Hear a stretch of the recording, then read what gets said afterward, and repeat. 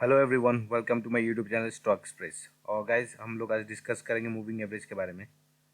और moving average three types के हैं, और simple moving average, exponential moving average और वेटेड मूविंग एवरेज। और जो सबसे ज़्यादा यूज़ होता है वो है सिंपल मूविंग एवरेज और एक्सपोनेंशियल मूविंग एवरेज। और बेसिकली हम लोग इसी के बारे में आज डिस्कस करेंगे। जो सिंपल मूविंग एवरेज होता है वो आपका क्लोजिंग प्राइस पे कैलकुलेटेड होता है। मान लीजिए अगर 5 डेज का सिंपल मूविंग एवरेज निकालना है, जो सो उस 5 डेज प्रीवियस 5 डेज का जो टोटल होगा डिवाइडेड 5, इस तरीके से उसका सिंपल मूविंग एवरेज निकलेगा। और जो एक्सपोनेंशियल मूविंग एवरेज होता है वो बेसिकली जो रिसेंट प्राइस होता है उस पर ज़्यादा फोकस रहता है, उस पर ज़्यादा वेटेज रहता है। और ज़्यादा इन डेप्थ नहीं जाएंगे इसमें, क्योंकि जो बेसिक फंडामेंटल होता है इसका सब सेम ही रहता है ऑलमोस्ट। सो डायरेक्ट हम आगे बढ़ते हुए देखते हैं इसका यूसेज क्या है, और आप इसको अपने ट्रेडिंग में कैसे कैसे यूज़ कर सकते हैं। जो पहला है वो ट्रेंड आइडेंटिफिकेशन है।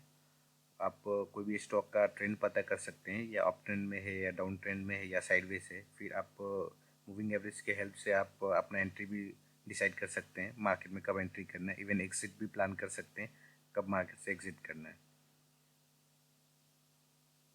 जो आपका ट्रेंड आइडेंटिफिकेशन में मूविंग एवरेज यूज़ होता है, 20 and 50 moving average short term में होता है, और 100 या 200 मूविंग एवरेज लॉन्ग टर्म के लिए यूज़ करते हैं।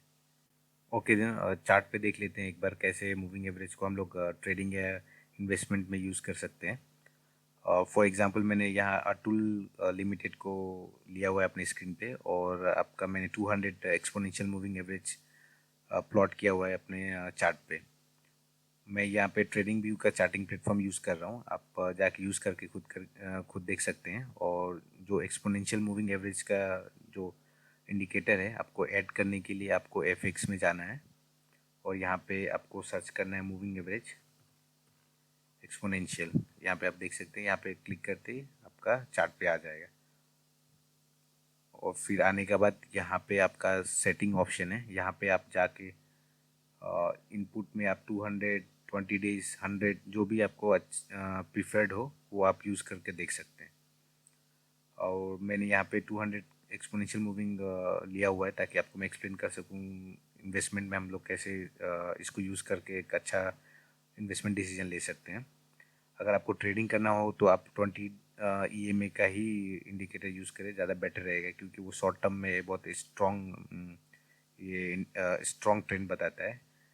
फॉर एग्जांपल अगर 200 EMA के ऊपर चल रहा है तो वो लॉन्ग टर्म में आपका अप ट्रेंड में है। और 20 डेज EMA के ऊपर चल रहा है, यानी कि वो शॉर्ट टर्म में आपका अप ट्रेंड में है।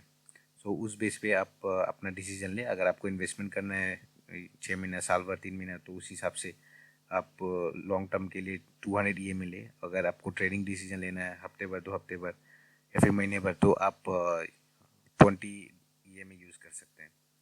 ओके गाइज, तो एक बार देखते हैं चार्ट पे कैसे इस पे हम यूज़ करके एक अच्छा इन्वेस्टमेंट डिसीजन ले सकते हैं।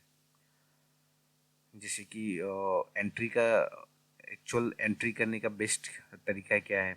जब भी 200 EMA है वो अपवर्ड डायरेक्शन में रहना चाहिए। जो ये स्लोप है वो ऊपर की तरफ होना चाहिए।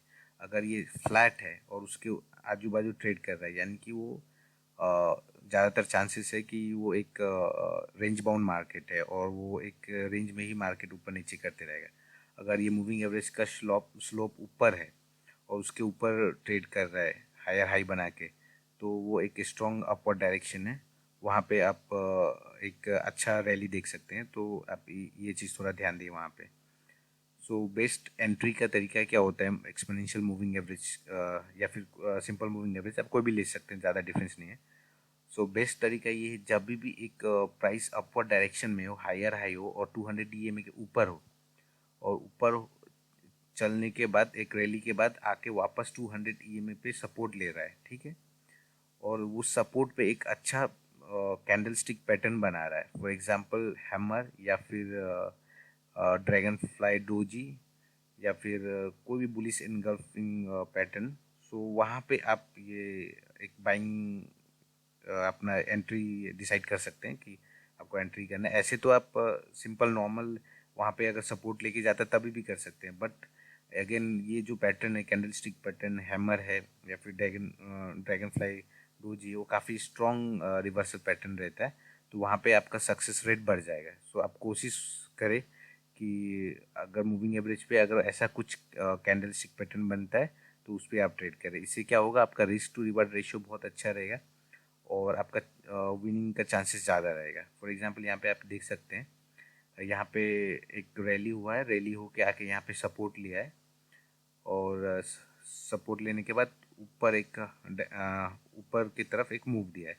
सो आप क्या कर सकते हैं, जो कैंडल सपोर्ट लिया हुआ है उसके हाई के ऊपर बाई कर सकते हैं और उसके लो के 5-6 पॉइंट नीचे स्टॉप लॉस रख सकते हैं और उसके बाद अपना टारगेट अगर लॉन्ग टर्म में, तो लॉन्ग टर्म अगर आप व्यू रख रहे हैं तो 1:5 रखें या फिर 1:4 रखें एटलीस्ट। यहाँ पे जैसे कि आप देख सकते हैं, इसके ऊपर हाई के ऊपर में बाई और उसके नीचे स्टॉप लॉस। सो हम लोग इसको एटलीस्ट 1-2-3 या फिर 1:4 का या 1:5 का एक टारगेट रखेंगे। तो यहाँ पे आप देख सकते हैं ऑलमोस्ट 1:5 का एक हाई बना के बाद में नीचे आया है, बट इतना हर बार पॉसिबल नहीं है। सो आप कोशिश करें 1:3 रखें अगर लॉन्ग टर्म में है तो। हाँ, अगर शॉर्ट टर्म में रख रहे हैं तो 1:2 मोर देन इनफ। और एक आप मूविंग एवरेज का एक और तरीका से इस्तेमाल कर सकते हैं, जैसे कि आप एक बार जब एंट्री ले लें तो उसके बाद एग्जिट तभी करें जब उसके नीचे 200 DMA के नीचे प्राइस क्लोज दे। ओके देन, और एक दो एग्जांपल देख लेते हैं। और मैंने यहाँ पे एशियन पेंट का चार्ट खुला हुआ है और मैंने वीकली टाइम फ्रेम लिया हुआ है यहाँ पे। और वीकली टाइम फ्रेम या मंथली टाइम फ्रेम सबसे बेस्ट होता है इन्वेस्टमेंट के लिए, लॉन्ग टर्म इन्वेस्टमेंट के लिए। मान लीजिए आपको साल, 2 साल, 3 साल, 5 साल के लिए इन्वेस्ट करना है तो ये वीकली या मंथली टाइम फ्रेम बेस्ट रहेगा आपके लिए। और यहाँ पे अब जैसे कि आप देख रहे हैं, यहाँ पे मैंने एशियन पेंट का स्टॉक लिया हुआ है और आप ये देखिए यहाँ पे ये जो 200 EA में है उसके ऊपर ही ये ट्रेड करता रहा है काफ़ी लंबा समय से। यहाँ से आप देख रहे हैं तो इसके बाद कभी नीचे आया ही नहीं है। सो आपको अगर एकदम बिगिनर है स्टॉक मार्केट में, आपको उतना टेक्निकल नॉलेज का, टेक्निकल एनालिसिस का कोई नॉलेज नहीं है, फिर भी आप एक ये सिंपल से तरीके से आप एक अच्छा ट्रेडिंग इन्वेस्टमेंट आप या ट्रेडिंग या इन्वेस्टमेंट डिसीजन ले सकते हैं। फॉर एग्जांपल, मान लीजिए एशियन पेंट के बारे में कौन नहीं सुना है, कौन नहीं जानता है। सो आप बेसिक अपना कॉमन सेंस यूज़ करते हैं, लाइक फॉर एग्जांपल जो आप डेली लाइफ में यूज़ करते हैं, कोलगेट हो गया, फिर हिंदुस्तान यूनिलीवर के प्रोडक्ट हो गए, या फिर आपका फॉर एग्जांपल फेविकॉल हो गया, फेविकॉल आपका पीडीलाइट बनाता है। तो ये सब चीज़ जो है, जो आप बेसिक हमेशा यूज़ करते हैं और आप हमें जानते हैं कि ये सब काफ़ी पुराना कंपनी है, सिर्फ आप इस बेस पे स्टॉक सिलेक्शन करें और जो SMA या फिर EMA जो आप यूज़ कर रहे हैं वो 200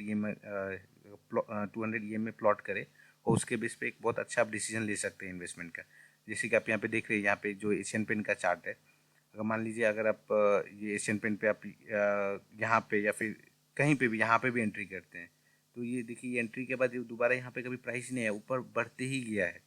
सो आप क्या कर सकते हैं, जैसे कि एंट्री हो गया, मान लीजिए कोई भी एक जो बोलते हैं रिट्रेसमेंट या पुल बैक में आप बाई कर सकते हैं, ठीक। बाई करके उसके बाद होल्ड कीजिए जब तक 200 EMA के नीचे क्लोज नहीं देता है। तो अगर मान लीजिए आप यहाँ पे एंट्री किया हुआ है आपने, तो अभी तक आप अभी भी स्टॉक में बने हुए हैं। सो जो स्टॉक आपका 250 रुपये का था, आज आपका 1700 रुपये चल रहा है।